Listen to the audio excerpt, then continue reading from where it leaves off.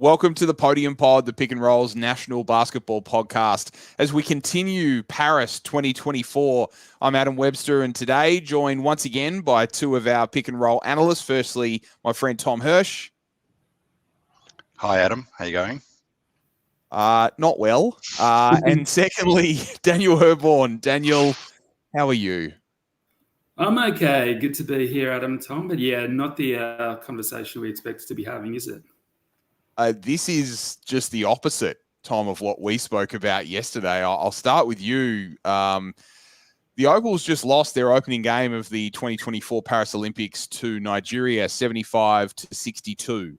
That is not a result that anyone predicted going in. It's a Cinderella story for Nigeria in comparison to the Opals, who are top 5 in the world. Nigeria 12th. They're no slouch, of course, but we expected the difference between the Opals and Nigeria to be far more pronounced than it was. We expected the Opals to go in and clinically take care of business, just as they did against China twice in Melbourne, but it wasn't to be.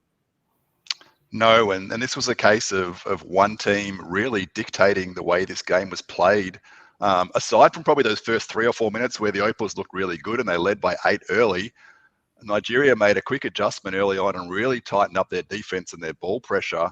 And from then on, they really controlled the tempo of this game. They set the tone, the physicality they brought, their interior defense as well. There was nothing easy for the Opals in the paint for most of the game. And they took the Opals very much out of their comfort zone, and they never really found it aside from a few little spurts here and there in the second half. And this is a shocking result to a team that didn't win a game in the Tokyo Olympics, Nigeria.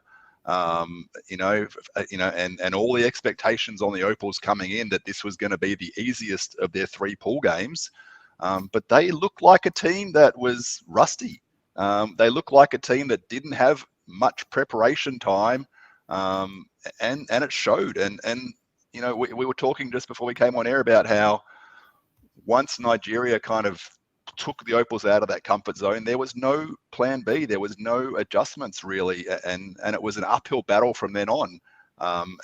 Credit, they've kind of fought back and got back within 2 points, but still Nigeria had all the answers and down the stretch just put it away. And that 13-point margin is really going to come back to bite the Opals later on, unless they can somehow win these next 2 games and give themselves a chance, because they're at real risk of not advancing through to the knockout stage right now.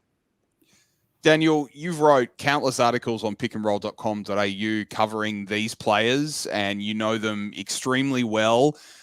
They weren't ready for the physicality. They weren't ready for Nigeria's defensive intensity. And it struck me that they didn't seem to have a plan B. They didn't really know how to adjust. I mean, were you as shocked as everyone else to see that?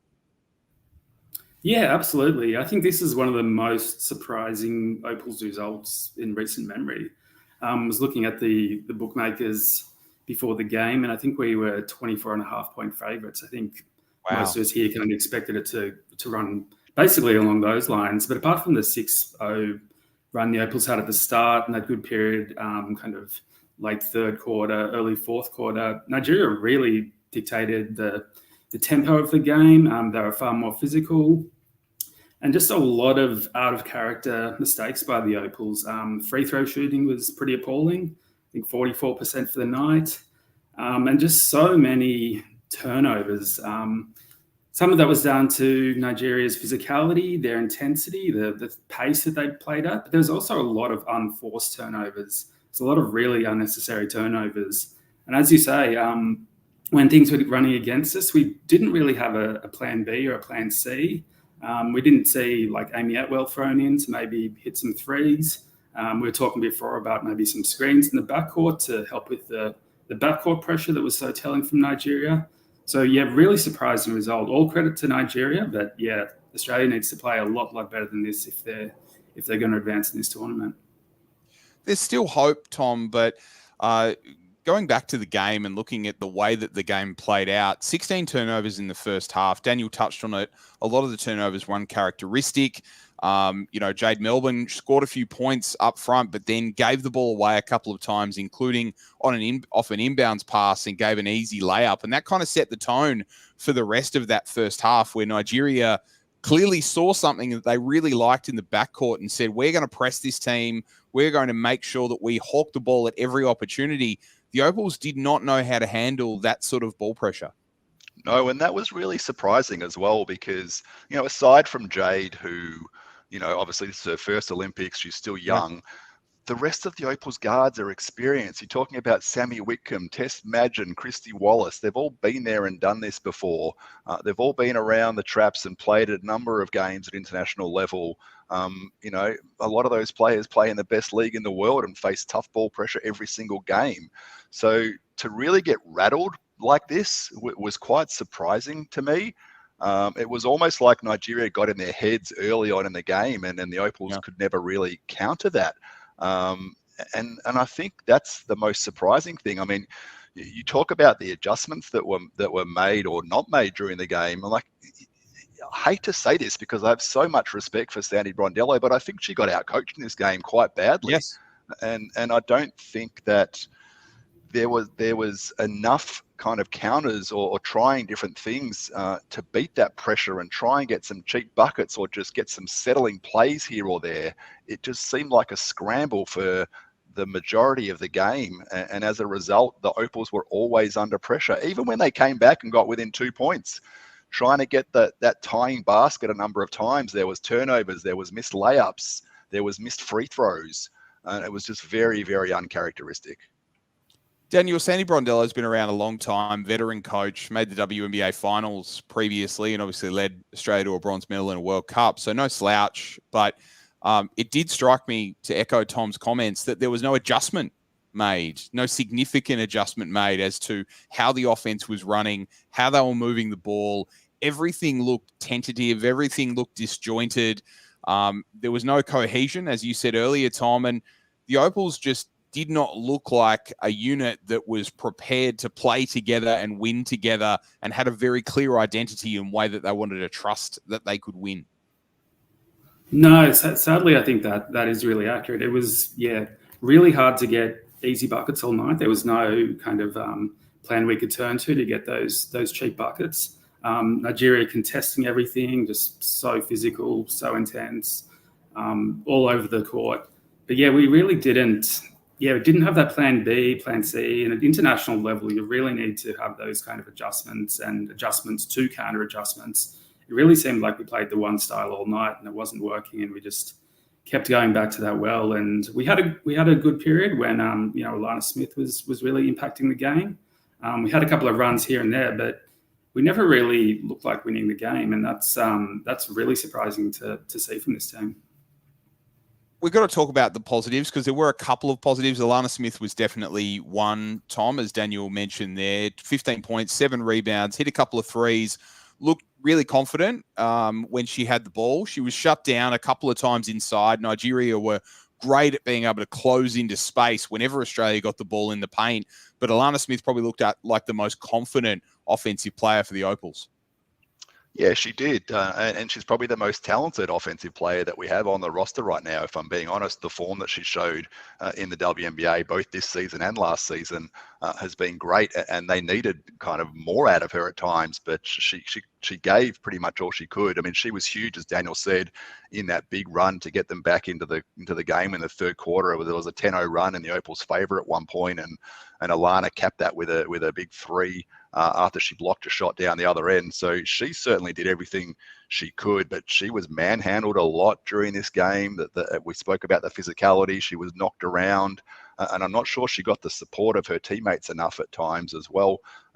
The other player that was interesting to me, and Adam, we spoke about this last night, was Steph Talbot and what sort of role she was going to play, and she was thrust straight into the starting lineup, which, on talent, you can say absolutely that's a natural choice, but on form and preparation, that was an intriguing one to me.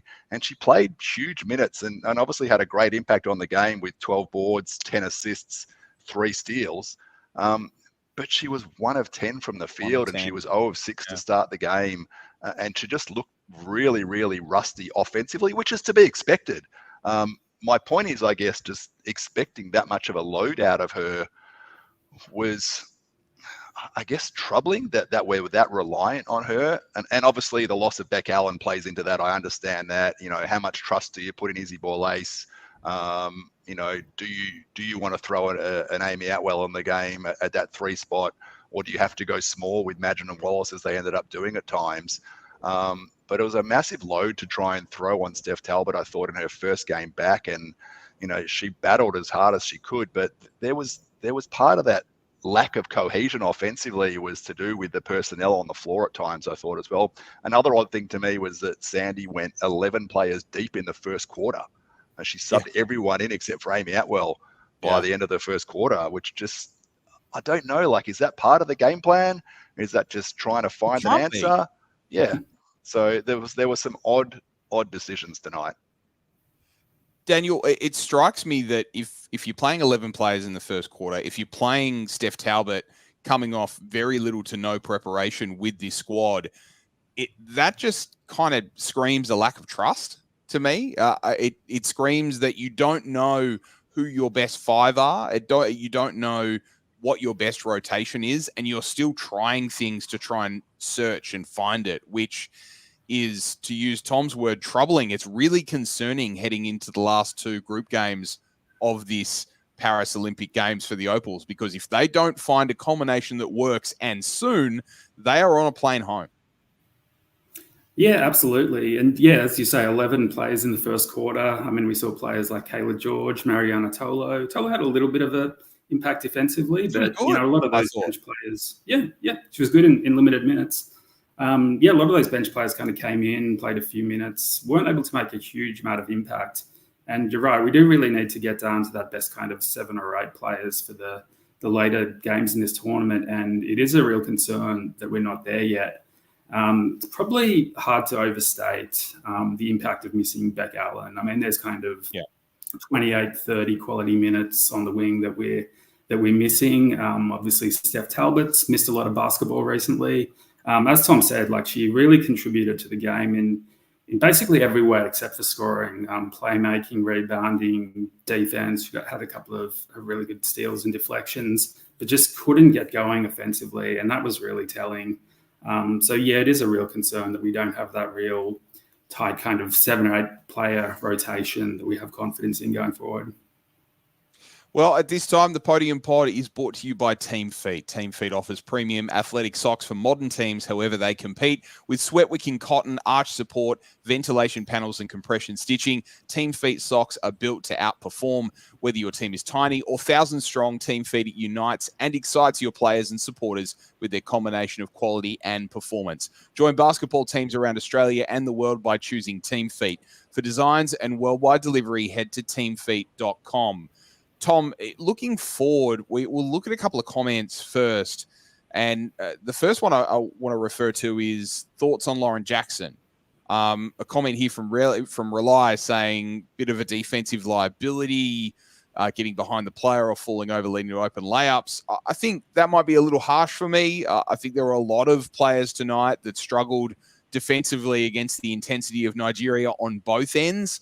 But usually the offense from Nigeria was started by great defense more often than not and getting the Opals on their heels. It struck me on different plays, particularly in inbounds, that the Opals in a half-court set were catching it on their heels. They weren't forward. They weren't able to get any space. They weren't able to get any comfort.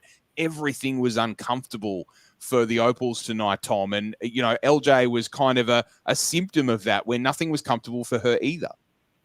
Yeah, and look, I don't think LJ was the problem defensively. I think it was the team defense, the team schemes that were just a step behind. I think they were late on help coverages. They got put into rotations a number of times by great ball movement from Nigeria. And you have to give the Nigerians a lot of credit for the way they attacked all night long offensively.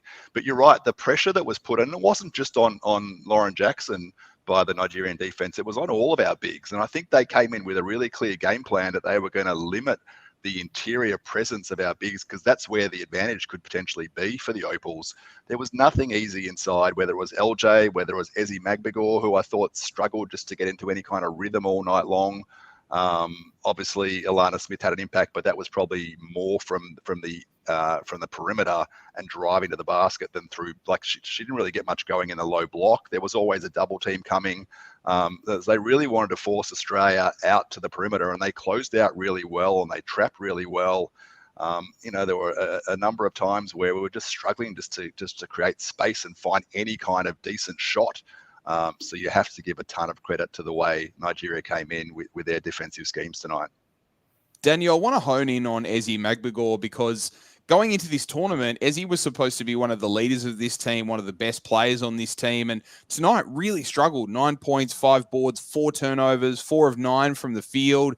But it was, once again, symptomatic of everything that Nigeria did, where Ezi did not get an easy touch the entire game. She had a body on her at all times. It was physical. It was uncomfortable.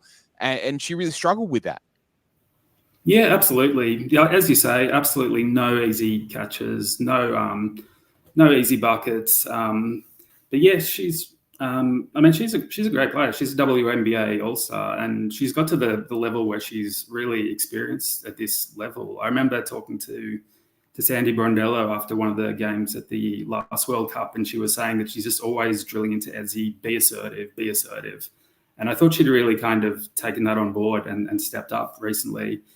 This game was a bit of a setback for her. That was obviously a real focus of the Nigerian team to be physical with her and to body her up every time she got the ball. And yeah, she really kind of struggled to deal with that. She definitely wasn't the worst player out there, but definitely didn't have the impact that we're looking for. We're probably looking for her to be one of our best 2 or 3 players. And I thought that the best 2 players on the court tonight were Musa and Tulu. And yeah, we really need kind of Ezi to be up there with the best player on the court to be winning these tough games. Now, we don't shy away from talking about difficult topics here on the Podium Pod. And there is one comment I want to refer us to. There was an incident between these 2 teams 3 years ago. And there's a grudge feel to the pressure. Yes, I agree. I think Nigeria set themselves for this game and they came out and they smacked Australia in the mouth. They had an intensity to them. They had a heart to them. They had a motivation to them that I don't think you can understate. I don't think it was the fault of any one of the Opals on the floor that was the case. But I do think we have to reference it. There is a history between these 2 teams, Tom, and you can't put everything down to that, but you can't tell the story of Australia versus Nigeria without referencing the fact that there is a little bit of bad blood there. Yeah, look, there's no doubt Nigeria was up for this game. You could tell by the way they were playing. You could tell by the way their bench was up and about. You could tell by the intensity of their coach throughout the entire game as well. This was one that they had probably circled as soon as those group drawings were done and looking to get a little bit of revenge for what happened, as you said, 3 years ago. Having said that, though, that doesn't explain the 10 missed free throws. It doesn't explain the 26 turnovers, of which at least half were really soft, inexcusable turnovers. And, if you score on a third or half of those possessions and you make half of those missed free throws, you're still winning the game. Maybe not as comfortably as you would have thought coming in, but you're still winning the game. And that's on Australia, right? So whether they weren't up for it because maybe they didn't think about the mindset that the Nigerians were going to come in with. Maybe that's what they were going to cruise to a win. Or maybe, as I said at the outset, it's just a team that isn't quite there yet in terms of their preparation. It's probably a combination of both of those things, to be honest. But they're going to have to get ready and quickly before their next game against Canada, because that is do or die. And it's a team they can beat. We saw last week, even without a full-strength team, we still almost beat those Canadians in Segovia. But they have to win that game. And not only do they have to win it, but they have to make up some of this 13-point margin they've lost by today as well, because point differential could very much come into play for them. And let's not forget, Daniel, that after that, they have the home team, France. So this doesn't get easier for the Opals. It gets much, much more challenging. So they have to make statements in these final 2 games. Can you see them being able to come back and have a significant victory against Canada and erase that deficit that was created tonight? I definitely think it's possible. As Tom said, we matched up pretty well with Canada just a week ago. It's a team we've had, very talented team, but it's a team we have had some success against. I guess going into the tournament, I kind of always penciled in France as a loss and assumed we would win this game and hoped we would win the Canada game. Now it becomes really important that if we lose to France, that it's at least very competitive and we erase some of that margin, because this result really unexpected and we really need to at worst cling to that third spot in the group. I hope that comment is from Tasmanian basketball legend Mark Chivers, who has been a fixture down here in Tasmania for quite some time. It's an interesting one. The rotation, we talked about the 11 players in the first term. Jade Melbourne was rather aggressive and she was taken off at different points there, Tom, which is a little egregious. We have to talk about the fact that, at times Christy Wallace played a lot of point guard in this game. Tess Madgen not quite as much, but, it was interesting to see that Jade Melbourne had a shorter leash potentially than other players for making mistakes. And Sandy, was taking her off in that last term rather than trying to take the game on and maybe get the more talented offensive player out there on the floor. Yeah, there was a bit of that. And look, Jade looked great for the first few minutes, and then she had 2 really bad turnovers in a row in the first quarter when she was first subbed out of the game. And I think she looked a little tentative for the remainder of the game after that. She was aggressive at times. She was still playing with pace as she does, but there was just a little bit of hesitation, like she didn't want to make another mistake through certain points of the game. And I think that was evident in that second half, which is probably why she wasn't out there on the floor for those last kind of 5 minutes or so. But Jade's a great player and she'll bounce back, and she's up and about, she's upbeat, she's confident. And they're going to need her to be really good to move forward in this tournament. So I think it's something that she'll learn from. It's her first game at Olympic level. She's not played in a World Cup before. So, you can excuse her a little bit for that. But she's a player that we absolutely need to be firing if this Opals team is going to make any noise in this tournament moving forward. Yeah, there was a comment, Daniel, about the Opals being perhaps a little too old, but Izzy Ball-Ace, Jade Melbourne kind of counteract that argument a little bit. They're taking one player who started and one player who did play in the rotation tonight that are, future stars. And Alana Smith's still in the prime of her career. Ezzy Magbegor's in the prime of her career. I don't think we can use age as an excuse for anything.